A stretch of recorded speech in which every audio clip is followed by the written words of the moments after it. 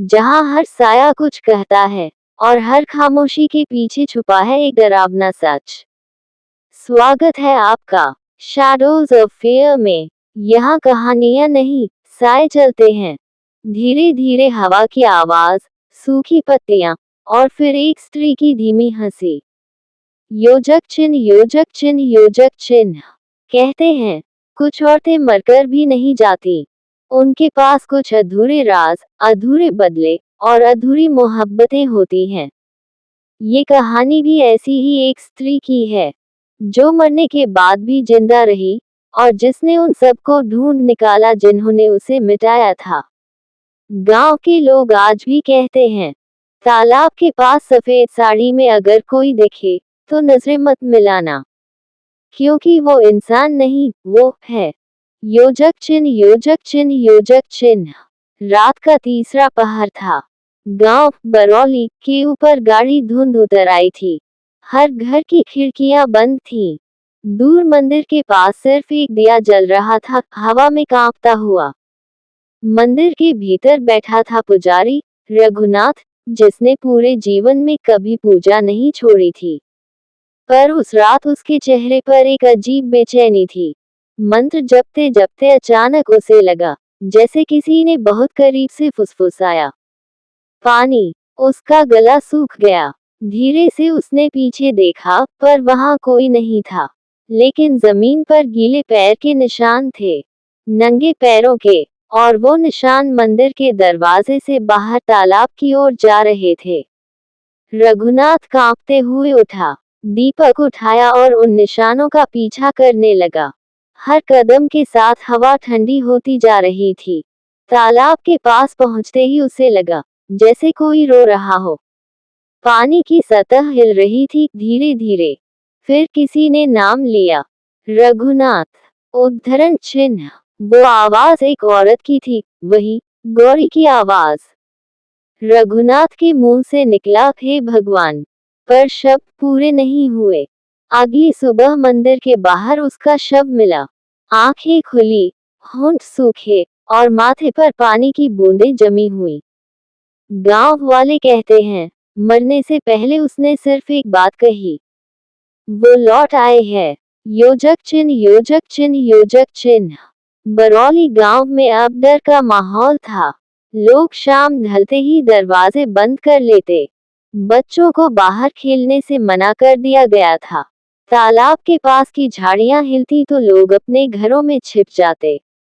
लेकिन एक आदमी था जिसे ये सब अंधविश्वास लगता था, अर्जुन। अर्जुन कई साल बाद शहर से अपने गांव लौटा था। उसकी मां बीमार थी और गांव के वैद्य से इलाज करवाने आया था। उसने लोगों से सुना कि गौरी की आत्मा लौट आई है, लेकिन वो हंस पड़ा। भूत प्रेत कुछ नहीं होता, ये सब डर से पैदा होती हैं। रात को उसने खुद तालाब के पास जाकर सच देखने का फैसला किया। वो मोबाइल और टॉर्च लेकर निकल पड़ा।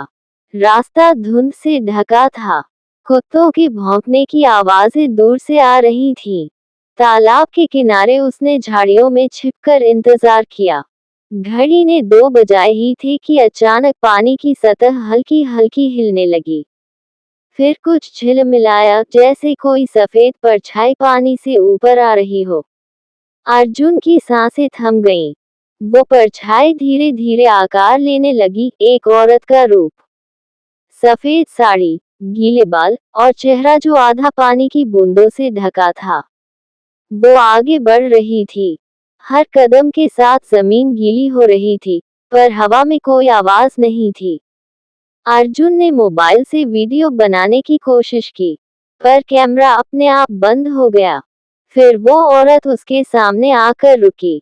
धीरे से बोली, क्यों आए हो यहाँ? अर्जुन कांपती आवाज में बोला, कौन हो तुम? उसने मुस्कुराकर कहा, जिसे तुमने भुला दिया, वही गौरी हूँ। अर्जुन का गला सूख गया। उसकी आंखें एक पल के लिए लाल चमकी, और फिर सब कुछ अंधेरा हो गया। सुबह अर्जुन तालाब के पास पड़ा मिला। आंखें खुली हुई, शरीर ठंडा। उसके मोबाइल में सिर्फ एक वीडियो था, पानी की लहरें और किसी औरत की धीमी हंसी। गांव में अब हादसे बढ़ने लगे थे। कभी किसी की गाय तालाब में डूब जाती, कभी किसी का बच्चा रात में गायब हो जाता।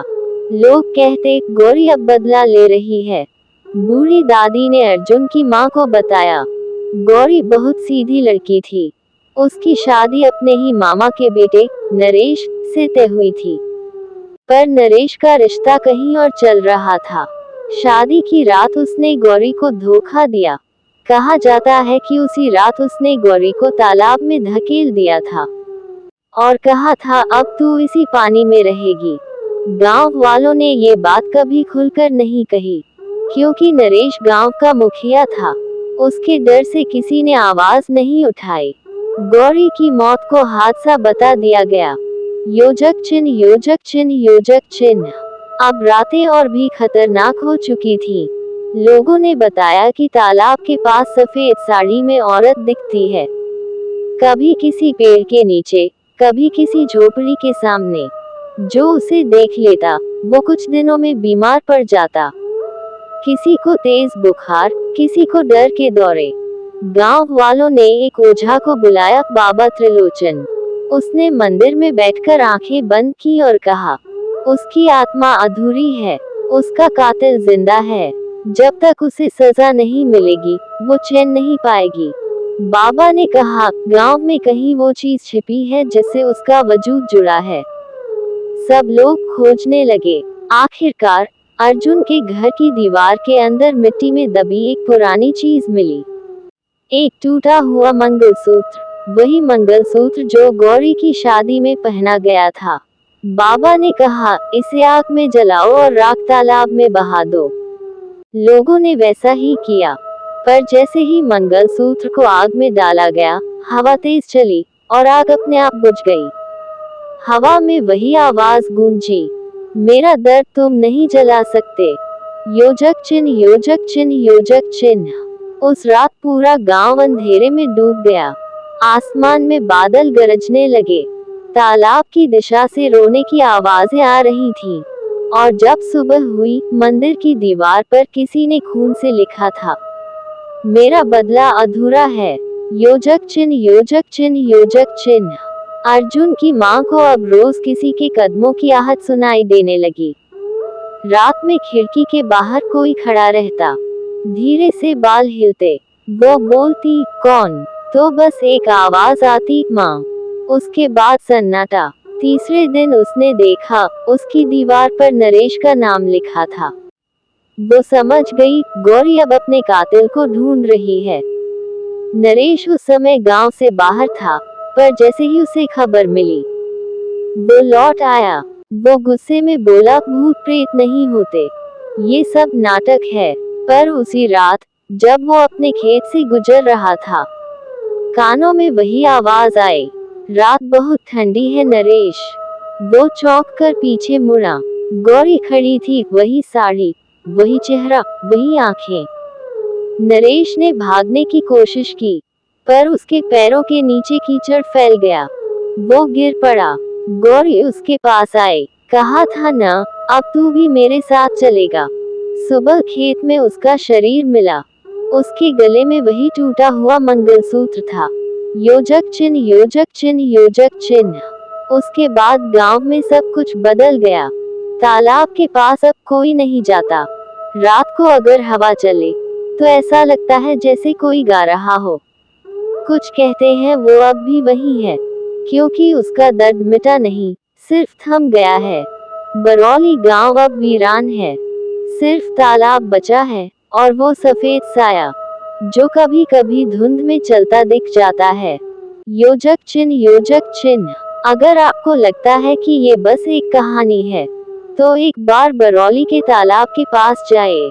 कहते हैं, अगर आपको किसी ने आपका नाम लेकर पुकारा, तो समझ लीजिए अब वो स्त्री आपको देख चुकी है।